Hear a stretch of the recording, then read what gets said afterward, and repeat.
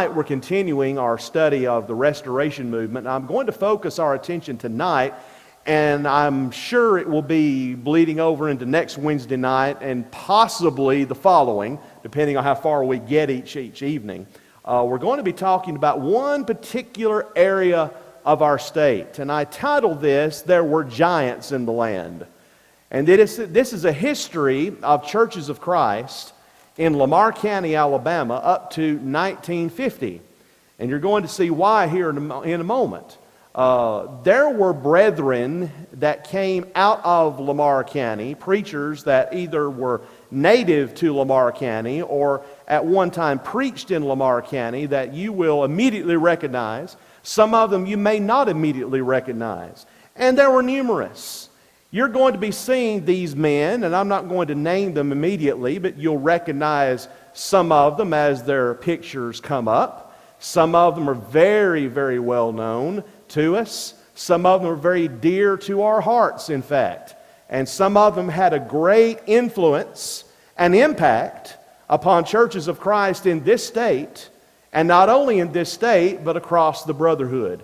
We're going to be talking about each one of these men, the process of this series, and the contributions that they in particular made to the churches of Christ, and also about the history of the Lord's church in Lamar County. But in order for us to understand what we're talking about, we need to know something about Lamar County.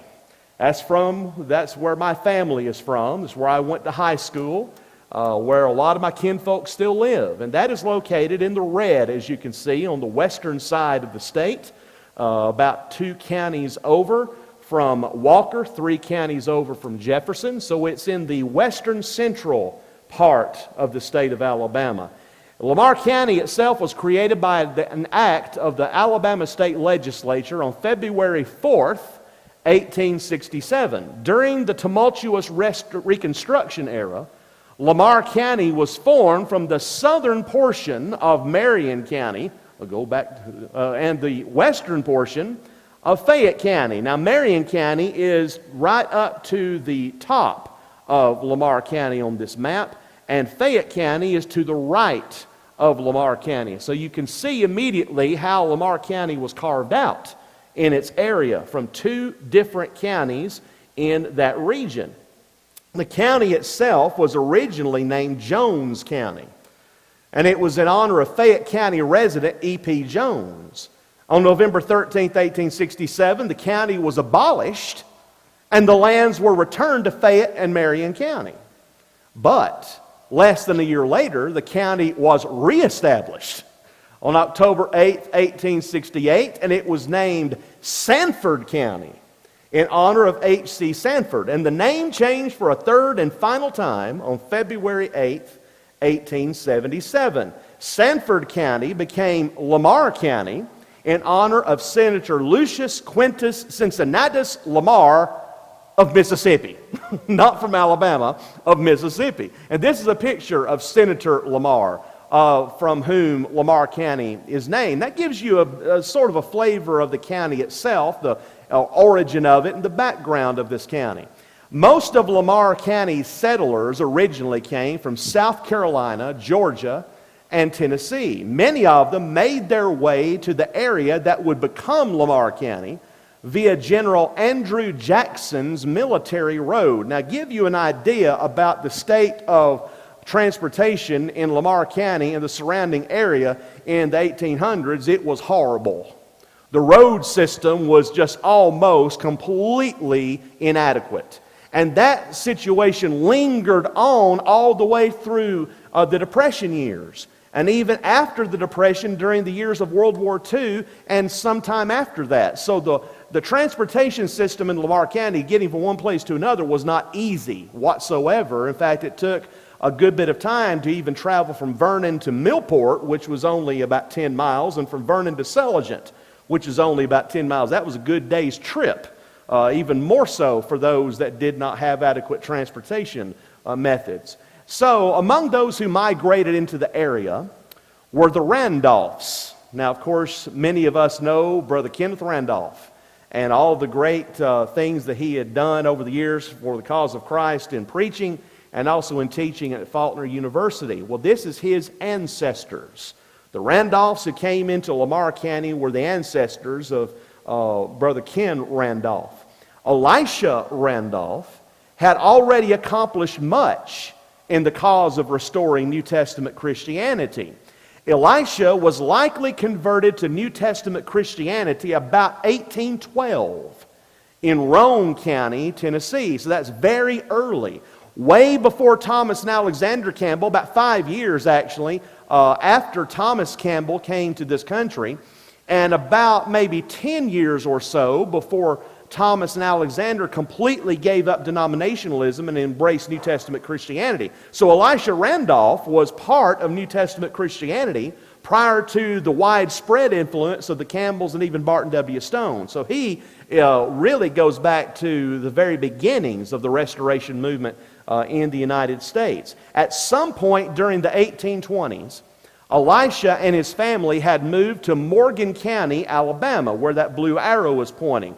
Morgan County is where Brenda's from. She is a lifelong resident up to the point that we got married of Decatur, Alabama.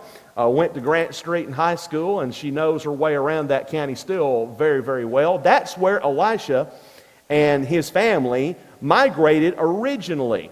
Well, by this time, when he came to Morgan County, Elisha was contending for the Bible alone, and he had helped to establish congregations there in Morgan County, some of which merged into congregations that still exist to this day. So the Restoration movement, it was very strong in Morgan County and that area around the Tennessee River. Elisha is mentioned in the inaugural issue of Barton W. Stone's Christian Messenger in November of 1826. He mentions Elisha Randolph as he had been preaching in northern Alabama. Elisha knew and worked with many gospel preachers, such as Talbert Fanning, who was, of course, the original editor of the original Gospel Advocate. James Matthews and B.F. Hall are also notable preachers that were well known by Elisha and whom he worked with. Everywhere Elisha went, in Blount County in 1830, in Walker County in 1832, and finally in Fayette County in 1841, everywhere he went, he preached the gospel. Do you see a progression in this? He starts out in Morgan County, then makes his way down to Blount County, makes his way west over to Walker County, and then southwest to Fayette County, which is right next to Lamar County, that we would know as Lamar County. He was preaching all this time. This is his grave marker. In part, his marker reads, Elisha Randolph, 1784 to September 23, 1856, a pioneer evangelist in the Church of Christ, a frontier preacher who founded many congregations. Children include Jeremiah, John, Robert, Anna Maria, Priscilla, Lorenzo Dow, Simeon, Mahalia, Martin, Thomas, Benjamin, Evans, Rebecca, and Orpha T.C. T.C. is Teresa Clementine. So you see, he had a large family indeed. And one of those in that family we're going to be focusing our attention upon here in just a moment, which is Lorenzo Dow. Lorenzo Dow Randolph would be very prominent in the history of Churches of Christ in Lamar County. In Lamar County itself, if you have any familiarity with this region, there are three major sections of the county. There is the northern section, which centers around Sullivan, Beaverton, and Detroit. Yes, there is a Detroit, Alabama. They call it Detroit. That's to distinguish it from Detroit, because people get those two towns confused all the time. No, Detroit's a spot in the road, believe me. I've been there many, many times. So you've got the northern section, you've got the central section, which is focused around Vernon, which is the county seat. To the east of Vernon is Crossville, which, by the way, my grandfather named that town Crossville because of the crossroads that were in existence there originally in that community. And then there's the southern section, which is Millport and Kennedy and those surrounding townships. So those are the three major sections in the county itself. Some of the earliest churches in Lamar County, the earliest congregations of Churches of Christ, began in the southern section, what is circled there, in and around Millport and Kennedy. And that's what we're going to focus our attention upon for the next few minutes. The earliest congregations of the Lord's church in Lamar County. This is a picture, the only known picture that I'm aware of Lorenzo Dow Randolph, one of the sons of Elisha. Lorenzo Dow, as we have seen, was one of 6 children born to Elisha and Mary. Of course, Elisha would go on to have children from another wife that after his first wife passed away, he remarried, and then he had other children. So he was one of 6 children born to Elisha and Mary. He married, Lorenzo Dow did, Eliza Jane in 1841. They had 8 children. Just imagine that. 8 children in the 19th century. Well, they were large families, of course. And they kept their families very well. In 1860, the U.S. Census has Lorenzo Dow and his family living in Fayette County. Now remember, for a time, part of Lamar County was in Fayette County. So you've got to keep that in mind. They're living in Fayette County, but as we're going to see, it's actually part of what we now know as Lamar County. The first account of Lorenzo Dow's preaching is in 1846 by Talbert Fanning in the Christian Review. In 1860, he is mentioned in the Gospel Advocate preaching in a meeting near Columbus, Mississippi, just over the state line from Lamar County. So you can see where his preaching is focused in and around Columbus, Mississippi, and the border of Alabama, Mississippi, and on into what is now Lamar County. Now, you can't read this. I'll try to read as much as I can for you. This is the report of the Gospel Advocate, October 10th, 1867, from what is called Jones County. Remember, the county was named Jones during this period. And this is written by Lorenzo Dow. Elder J. Fanning. On last evening, I reached here from attending a meeting at Berea. That congregation, by the way, is still in existence. Some 35 miles east of this point in Fayette County. The meeting began on Friday night, continued until Thursday night, the result of which was 46 accessions, 36 by confession and baptism, 10 otherwise. It was indeed a triumph of truth over ignorance and sectarianism. Brother J. Randolph came to our aid and was the chief speaker. To the Lord be the praise forever and ever and ever. And there are 2 congregations of the brethren in the vicinity, numbering some 50 members each. Now this is very important. Known as the Luxapalila and Antioch churches. More about that momentarily. To these churches, there were some 15 accessions last year by my humble labor. Here is a large field for gospel laborers. I have calls continually, so destitute to preach, but owing to my extreme poverty, I am compelled to work on the farm. An incalculable amount of good could be done to this country had we time to devote to preaching. I am the only public man that is preaching, laboring for the Bible in 39 miles of this point. May the great head of the body bless you, dear brothers, in every good and wise work, yours in the hope of bliss eternally. So you can see what Lorenzo Dow was already doing. He converted 36 people by confession and baptism in that one gospel meeting, and it had much success in that region in western Alabama, there in what is now Lamar County, and in the area just to the west over the Mississippi state line. And there were 2 churches now, notice this, the Luxapalila and Antioch churches, numbering 50 members each. Here's another one. Gospel Advocate, November 1868. Written by J.F.M. Kaiser. He says, Brother L.D. Randolph, that's the Lorenzo Dow Randolph, was called and employed to travel and preach by the brethren of Antioch, Luxapalila, Berea, and George Creek churches within their bounds, beginning the 2nd Lord's Day of July last and ending the 2nd Lord's Day instructive.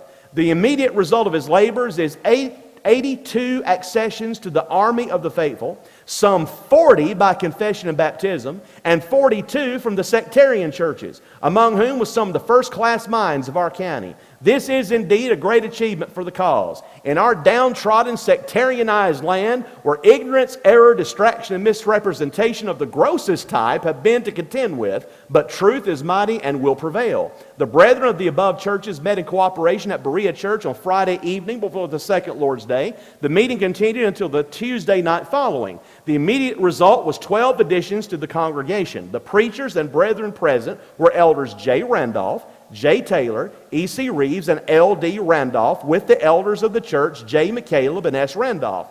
The report of said committee was that the sum of $300 was inscribed in good faith, and that Brother L.D. Randolph was called and kindly requested to devote so much of his time, saved from the 1st of January to the close of the year, for said amount, which he agreed to do. Now that seems like a very paltry amount, $300. But remember, that's in 1868.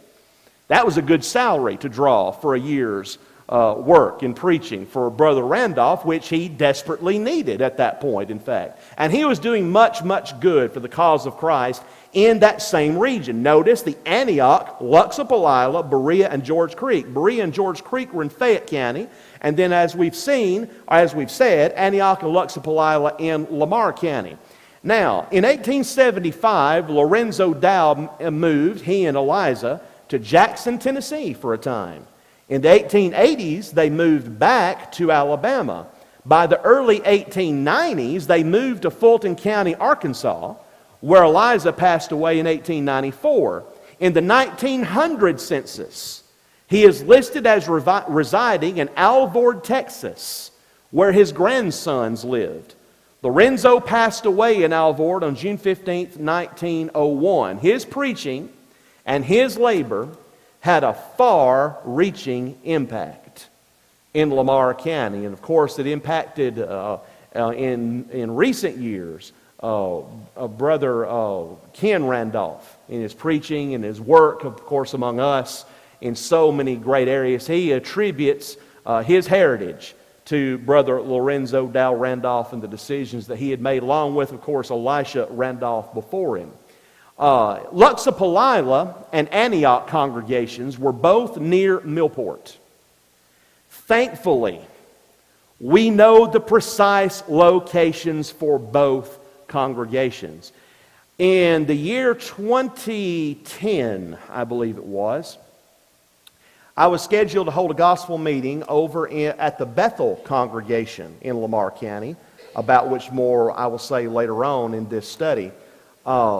And during that week's meeting, I traveled to southern Lamar County near Millport to look for these two congregations. I've been doing some research online on some maps, trying to pinpoint the precise location of both of these churches. Luxapalila's location is about a mile behind the Mount Pleasant Church building, Mount Pleasant Church of Christ, at the Mount Pleasant Cemetery. Now this is a map showing the location of the Mount Pleasant Church building. Now that's where it's located. Now you can't tell by this map itself about the terrain. Let me tell you, that blue line going down to the bottom and right of that picture is not as nice as the road that you travel on going down there. I know because I traveled on it. And it's not much of a road. And it's going downhill, down a steep hill in wooded area. And try going down that road after it had rained. Yes, it had rained 2 days before and the road had not dried out. So what happens when I'm going down that road about maybe a quarter of a way down where it curves right there, the first curve? David gets stuck. And I thought I was going to be stuck down there for life because my wheels were going, you know, and it wasn't getting any traction.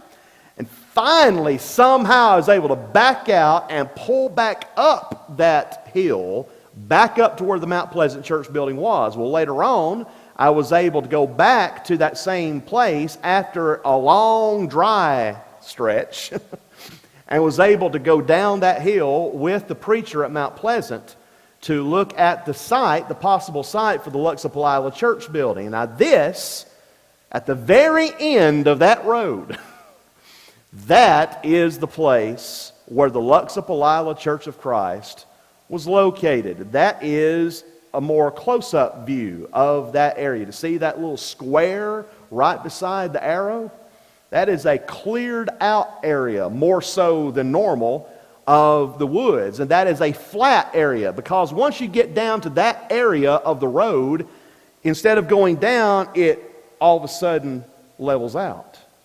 So that's where the Luxapalila Church was located. This is the picture that I took on that dry day where I was able to get to the cemetery. This is looking directly at the cemetery where the Mount Pleasant Cemetery is located, where the possible location of the church was. Now, this is a map that was provided to me by the then preacher at Mount Pleasant, who has since passed away of cancer, by the way. He provided this to me, showing the location of different markers, of different graves in that cemetery there. And notice, the majority of them are located to the right.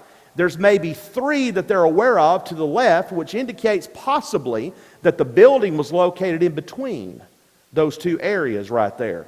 Notice also that letter H that the blue arrow is pointing to, G.D. Beasley, who passed away in 1863. This is the location of that grave marker. This is the marker itself for G.D. Beasley. We know for a fact that G.D. Beasley was one of the members of the Luxapalila congregation during the time that Lorenzo Dow Randolph was the preacher. According to the preacher at Mount Pleasant, the Luxapalila Church possibly dates back as far as the 1840s. Even though we're not certain about that, he was fairly confident of that. Even he said, I can't prove it for a certainty. He said, I've done a lot of research into it. But it's my conviction, he said, that the congregation itself dates back to at least the 1840s based on what we do know. This is the Mount Pleasant Church building as it exists today.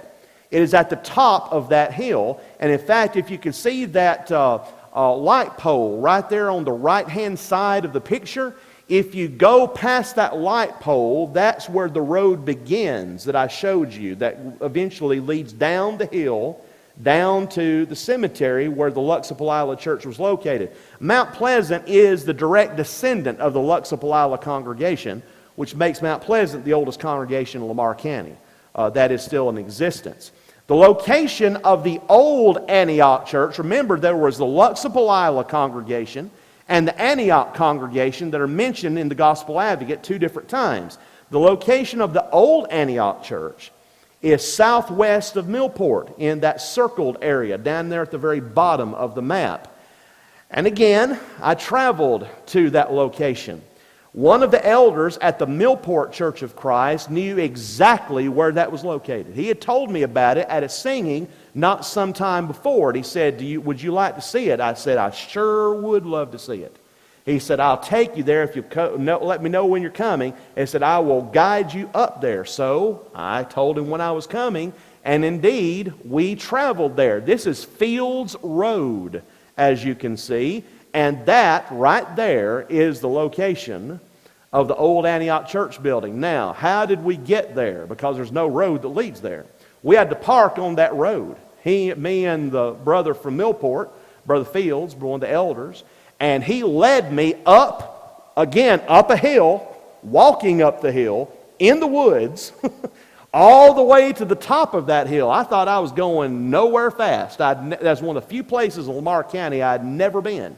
And so here we go, trekking off into the woods, going up a steep hill, and all of a sudden, just like it had been at the Luxapalila congregation, instead of going up, all of a sudden it flattened out. All of a sudden you had a flat terrain, and this is what I found. The old Antioch Church of Christ Cemetery, Lamar County Genealogical and Historical Society, 2002, donated by Robertson descendants and Mr. and Mrs. Thurman Shackelford, Old Antioch Church of Christ. This is one of 3 graves. I took this picture, which has been identified on the site. The date of passing of this infant is not included on the headstone. Another grave of Eliza Robertson dates to 1867. There are also several sandstone markers, all unmarked. So you've got the Luxapalila congregation that we know dates back to at least the 1850s and likely the 1840s. You've got the Old Antioch congregation, which we know dates back to at least 1867, and by all accounts it dates back to the 1850s. So this would make the Old Antioch congregation the second oldest congregation in Lamar County. Now this is a picture of one side of that flat area. You notice that this is a suitable terrain if you were to clear all those trees off. That would be a suitable area for a building to be erected. Or perhaps this would be a suitable area for the building to be erected. I literally took one picture facing this way, turned around 180 degrees and took a picture facing the other way. And that area is flat. And if you were to clear off that entire area, it would be a good place to meet for a congregation. So the Luxapalila Church, 50 members. The Antioch Church, the Old Antioch Church, 50 members. The layout of the cemetery identified in the Luxapalila congregation, as we saw, just a few of the graves. And so this Old Antioch Church site is on top of the hill in the woods off of Fields Road. And these locations that I've just shown you is much favorable, as we've said, to the building itself. And the building itself is not in existence anymore. The original building is not the old original edifice. In other words, it's gone. It's just this terrain that you see. But then, as a result of what we've seen from the Luxapalila site and the Antioch site, we can then conclude that Lorenzo Dow Randolph did his preaching both northeast and southwest of what is now Millport. That's where he focused his preaching, because he preached for both congregations, both of them, by the way, located very near Luxapalila Creek. Luxapalila Creek flows through the southern part of Lamar County into Mississippi, right through Steens, Mississippi, by the way, if you're familiar at all with Steens and Columbus. Luxapalila goes right by that area, so that would be a good area to have a farm if the area was cleared off, and to settle with a family during those years. So that's where he focused his labors. Now this document that you see is one of the earliest known documents concerning the starting of a congregation in Lamar County. This is how it reads. Church Covenant. We, the disciples of Christ, and it's spelled, by the way, exactly as it's spelled in the document, whose names are subscribed, solemnly and devotedly throw ourselves together into a church capacity, known as Liberty Church, Lamar County, Alabama, taking the Bible and the Bible alone as our government in all things pertaining to life and godliness, committing ourselves to the will keeping of our dear and adorable Lord and Master, dated October 19th, 1868. So you've got Luxapalila that had been meeting at least since the 1850s, maybe the 1840s. Then you've got the Antioch, the Old Antioch Church, that dates back at least to the 1860s and possibly the 1850s. And now you've got another congregation, the Old Liberty congregation. And it dates to October 19th, 1868. This is the very site of the Old Liberty Church of Christ. Now this building is not the building that was there originally, but it's at the very spot where it stood. The Old Liberty Church no longer meets, but the building is used for an annual singing every summer. No air conditioning, by the way. I've never attended that singing. I want to one day at least during the summer when they have it. But in the hot summer months, no air conditioning present in that building, but they say the singing is incredible in that edifice. Now, according to Asa Plyler, who wrote about history of churches of Christ in Alabama, the Old Liberty Church eventually moved to a schoolhouse about a mile north of the old building. In 1944, the congregation relocated near Kennedy and was renamed Kingville. The Kingville Church of Christ. 1944 is when this building was first built, and it was added to and renovated several times since. Have many good memories of the Kingville Church. One of my relatives preached there for a number of years when I was in high school. Still have some relatives that attend there. Everybody in Lamar County is kin, by the way. If you have grown up any amount of time in Lamar County, you are likely kin to somebody in that county. So you've got to be careful who you talk about. So at any rate, you come to this gentleman. His name is Charlie Alexander Wheeler, C.A. Wheeler. Now, some of you are familiar with this man already. Let me tell you a little bit about him. He was born near Vernon in 1851 and reared in Crossville, which was a few miles east. According to one account, his family worshiped at the Bethel Church of Christ. If that is true, this would possibly, and I stress possibly, make Bethel the oldest congregation in the county. And there's some dispute about that. As I've already indicated, you've got Mount Pleasant, which we know was in existence in the 1850s, and some indications are 1840s. Then you've got Old Antioch that dates back to at least the 1860s. But then you've got Bethel, possibly, meeting in the 1850s. Now, Bethel is where I grew up. That's where my dad preached when I was in high school. And we had some kinfolk there, of course. So Bethel is near and dear to my heart. But that's where Charlie Alexander possibly worshipped at one point in the 1850s. So Charlie married Adeline Dotson. He was baptized by Joseph Holbrook. Now, Joseph Holbrook's story is fascinating in itself. This is a picture of Joseph Holbrook. In his early years, he was reared as a Calvinist. He often wondered why God saved bad men and would not save his father, who was a good moral man and anxious to be saved. At the end of the war between the states, or as we call it down here, the War of Northern Aggression, he returned home to marry Margaret Vick. He said of her that she had nothing but a pure heart and a good stock of religion. And Margaret had been baptized in 1857 by gospel preacher Wade Barrett. And she began to have a godly influence on Joseph. He was soon baptized by E.A. Land, and in short order began to preach, baptizing 6,000 people during his preaching career. And now we get back to Charlie Wheeler.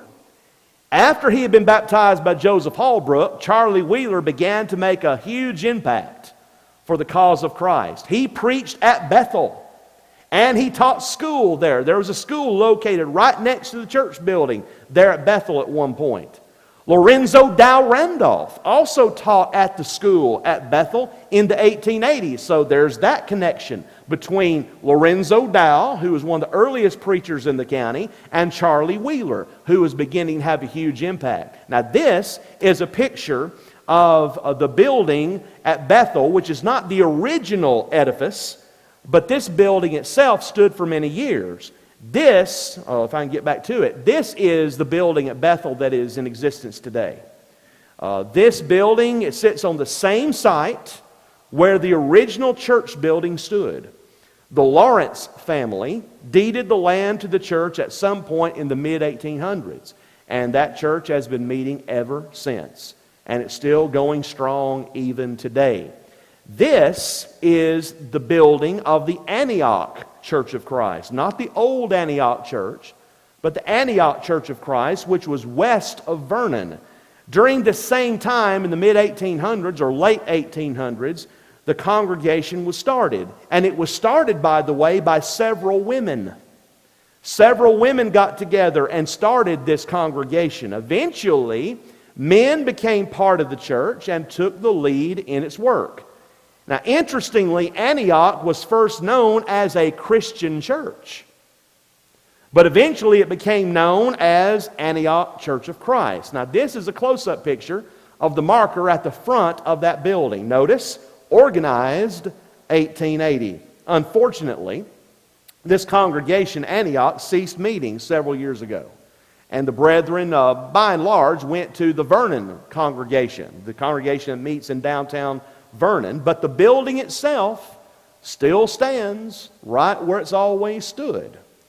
Now, Charlie Alexander Wheeler established over 100 congregations throughout the South, and he baptized over 6,000 people before his passing in 1937. His preaching, along with the preaching of Lorenzo Dow Randolph, was also impacting denominational preachers by the beginning of the 20th century in Lamar County. Now, this building that you see here is the building of the old Corinth Free Will Baptist Church near Crossville. This is a picture that I took myself. I have kinfolk buried at this cemetery, which is to the left off the camera of this building. In the 1890s, the preacher there, J.A. Brown, was called into question about his preaching. J.A. Brown is my great-great-great-grandfather. He was called into question over his preaching. Specifically, another Baptist preacher accused J.A. Brown of being a Campbellite.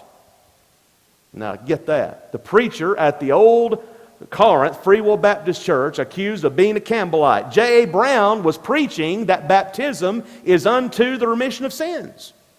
Yes, he was preaching Acts 2:38. He had been influenced by the preaching of Lorenzo Dow and Charlie Wheeler to an extent, and was preaching baptism for the remission of sins. Well, a meeting was called there at this building about what was going on. A young man who was there, Jimmy Price, who is another of my ancestors, described what J.A. Brown said in his own defense. He was present at that meeting as a young boy, and he well remembered that he was standing at the edge of the podium with a Bible in his arm. And J.A. Brown said this: anybody who has a Bible and can read Mark 16:16 and Acts 2:38 and not believe that baptism is for salvation don't have brains to fill half a peanut hole. And the church almost came into blows over that. But J.A. Brown stood his ground. Now, as far as we know, J.A. Brown never was converted completely to the cause of Christ. According to my grandfather, he believed that if Brother Brown had heard gospel preaching in its fullness, that he would have easily converted. And he always said that the Lord is going to judge him at the day of judgment. He will hold him accountable, of course. But at the very least, he was preaching the truth about baptism during this early stage in the 20th century. So, getting back to Charlie Wheeler, one of the many meetings that Charlie Wheeler held was near Carbon Hill, Alabama in Walker County in 1909. A 17-year-old boy was asked to lead singing, even though he was a Baptist. The reason why he had been asked to lead singing is because no one else there was available to lead singing. And apparently Brother Wheeler couldn't really direct singing adequately himself, but he knew that this young man, this teenage boy, could do it. And so at the close of the meeting, that young man was baptized into Christ for the forgiveness of his sins. That young man was Gus Nichols. Brother Gus Nichols was baptized by Brother Charlie Wheeler in that gospel meeting. From 1926 to 1932, Gus Nichols preached at Millport. And by the way, there is a biography in the works on Brother Gus Nichols that is being written by a good friend of mine, Scott Harp, who maintains the restorationmovement.com website. The last time I talked to him, he said his biography is about that thick, and he had gotten through the 1930s.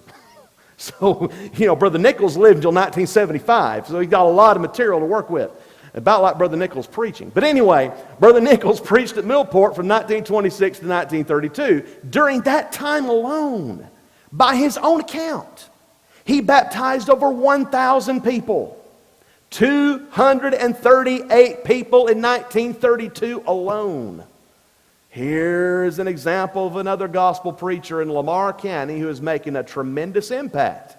Following up on that of Lorenzo Dow Randolph, following up on the impact of Charlie Wheeler and the others that we have mentioned, his impact was beginning to have a tremendous influence upon churches of Christ. This is the present location of the Millport Church of Christ.